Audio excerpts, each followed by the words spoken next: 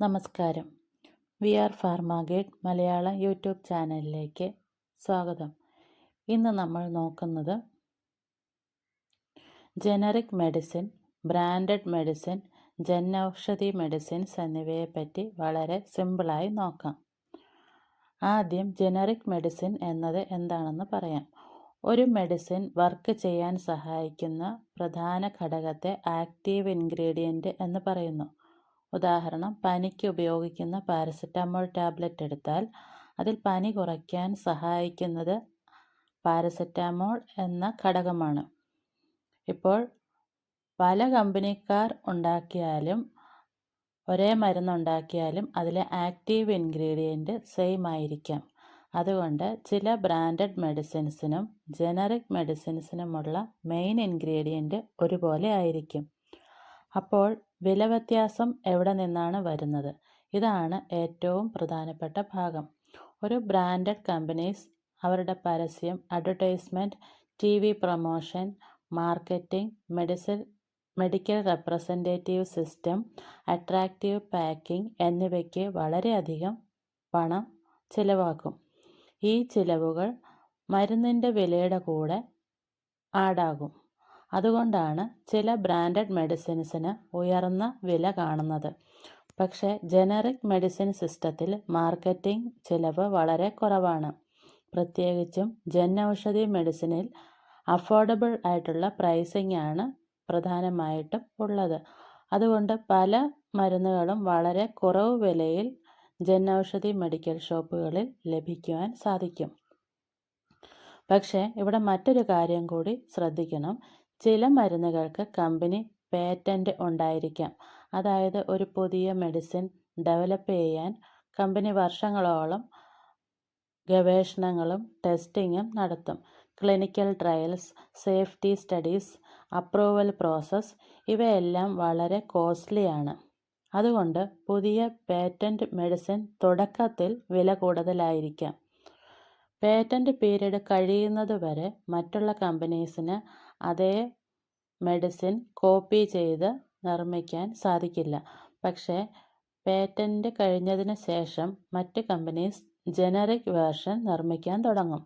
അപ്പോഴാണ് സാധാരണ ആളുകൾക്ക് കുറവ് വിലയിൽ മരുന്നുകൾ ലഭിക്കാൻ തുടങ്ങുന്നത്.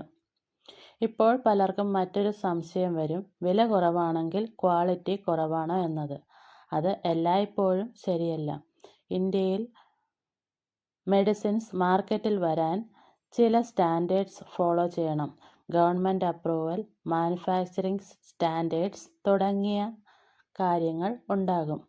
അതുകൊണ്ട് തന്നെ പല ജനറിക് മെഡിസിൻസും പേഷ്യൻസിന് റെഗുലർലി ഉപയോഗിക്കുന്നുണ്ട്. പ്രത്യേകിച്ചും ലോങ് ടേം രോഗമുള്ള ആളുകൾക്ക് ഇത് വളരെ സഹായകരമാണ്.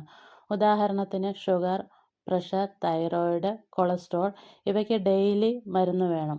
ഓരോ മാസവും 2000-3000 മെഡിസിന് ചിലവാകുമ്പോൾ പല കുടുംബങ്ങൾക്കും ഇത് ഫിനാൻഷ്യലി പ്രോബ്ലം ഉണ്ടാക്കും. ചിലർ മെഡിസിൻ സ്കിപ്പ് ചെയ്യുകയും ചെയ്യും. പക്ഷേ അഫോർഡബിൾ ജനറിക് മെഡിസിൻസ് ഉപയോഗിക്കുമ്പോൾ ട്രീറ്റ്മെൻറ്റ് കണ്ടിന്യൂ ചെയ്യാൻ കൂടുതൽ എളുപ്പമാകാം. ഇവിടെയാണ് ജൻ ഔഷധി സിസ്റ്റം പലർക്കും സഹായകരമാകുന്നത്. കുറവ് വിലയിൽ മെഡിസിൻസ് ലഭിക്കുന്നത് കാരണം സാധാരണ ആളുകൾക്കും ട്രീറ്റ്മെൻറ്റ് കണ്ടിന്യൂ ചെയ്യാൻ കഴിയുന്നു. മെഡിസിൻ സ്കിപ്പ് ചെയ്യേണ്ട ആവശ്യം വരുന്നില്ല. എസ്പെഷ്യലി പ്രായമായിട്ടുള്ള പേഷ്യൻസിന് മന്ത്ലി എക്സ്പെൻസ് കുറയുന്നത് വളരെ ആശ്വാസകരമാണ്. പക്ഷേ ഇവിടെ ഒരു പ്രധാനപ്പെട്ട കാര്യം ശ്രദ്ധിക്കണം. സെൽഫ് മെഡിക്കേഷൻ ഒരിക്കലും ചെയ്യരുത്. പ്രിസ്ക്രിപ്ഷൻ മെഡിസിൻസ് എല്ലാം ഡോക്ടർ അഡ്വൈസ് ചെയ്തതനുസരിച്ച് മാത്രം ഉപയോഗിക്കുക.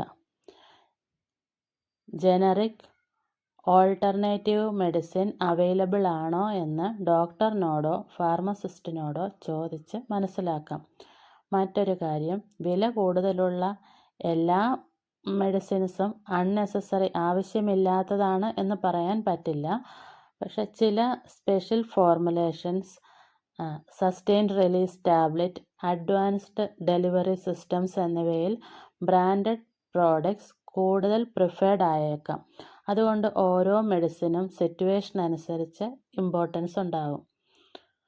വില കുറവാണെന്ന് പറഞ്ഞാൽ മെഡിസിൻ മോശം എന്നല്ല, വില കൂടുതലാണെന്ന് പറഞ്ഞാൽ മാത്രം മെഡിസിൻ ബെസ്റ്റ് എന്നും അല്ല. ശരിയായ പ്രിസ്ക്രിപ്ഷൻ, ശരിയായ ഡോസ്, ശരിയായ ഉപയോഗം, ഇതാണ് ഏറ്റവും ഇമ്പോർട്ടൻറ്റ്. നിങ്ങൾ ജനറിക് മെഡിസിൻസ് അല്ലെങ്കിൽ ജൻ ഔഷധി മെഡിസിൻസ് ഉപയോഗിച്ചിട്ടുള്ള ആളാണോ എങ്കിൽ നിങ്ങളുടെ അഭിപ്രായം കമൻറ്റിൽ പറയുക. ഇത്തരം ഫാർമസി ആൻഡ് ഹെൽത്ത് വീഡിയോസ് ഇഷ്ടമാണെങ്കിൽ നമ്മുടെ ചാനൽ സബ്സ്ക്രൈബ് ചെയ്യുക, ലൈക്ക് ചെയ്യുക, ഷെയർ ചെയ്യുക. Thank you.